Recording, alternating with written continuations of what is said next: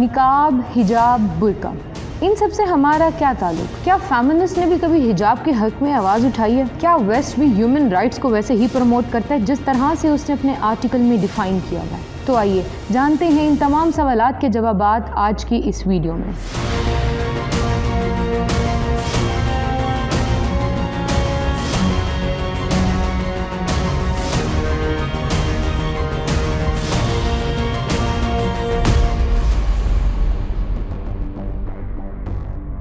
وہ کہتے ہیں نا، اپنے ہی گراتے ہیں نشیمن پہ بجلیاں، کچھ اس طرح سے ہی کیا ہے فرانس نے۔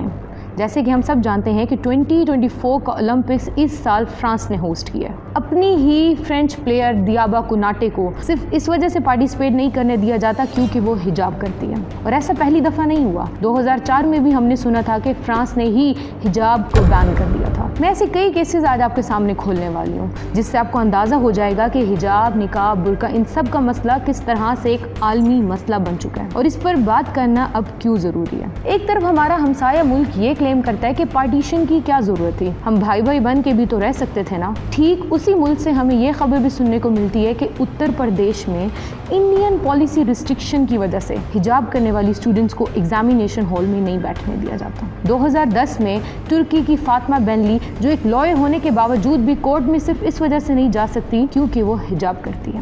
2018 میں ڈنمارک، 2019 میں نیدرلینڈ جیسے کئی ممالک حجاب کو بین کر دیتے ہیں۔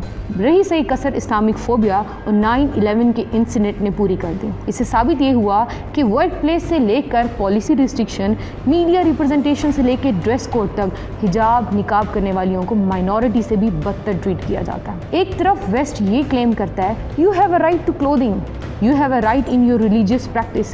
You have a right in the freedom of your thoughts. West میں مسلمانوں کے ساتھ کس طرح سے سلوک کیا جا رہا ہے یہ تو ہمیں آمینہ محمد عبداللہ کے تھیسس سے اندازہ ہو جانا چاہیے، جو city university of new York کی طلبہ ہیں۔ اپنے ماسٹر تھیسس کا ٹاپک یہی لکھتی ہیں کہ discrimination against the veil women in the West, جس میں وہ بتاتی ہیں they are considered as terrorist, extremist and conservative. صرف یہی نہیں، it is easy to accept the gay but difficult to adjust the veil women in the West. انسان کا پہلا تعارف اس کی انسانیت ہے، پھر چاہے وہ کسی ذات سے ہو یا پات سے۔ نقاب کرنے والیوں کو نقاب اتارنے پر مجبور کروا دینا یا حجاب کرنے والیوں پر نیگیٹو کامنٹس پاس کرنا کہاں کی انسانیت ہے؟ لہٰذا اس ویڈیو کو اتنا شیئر کریں کہ گلوبلی یہ چیز ریکگنائز ہو سکے کہ حجاب کرنے یا نقاب کرنے والی بھی اپنی زندگی ٹھیک ویسے ہی بسر کر سکتی ہے جس طرح سے ایک عام لڑکی کرتی ہے۔ اگر آپ کو لگے آپ کے اکیلے شیئر کرنے سے کیا ہوگا تو یاد رکھیے گا، میں اکیلا ہی چلا تھا جانب منزل، مگر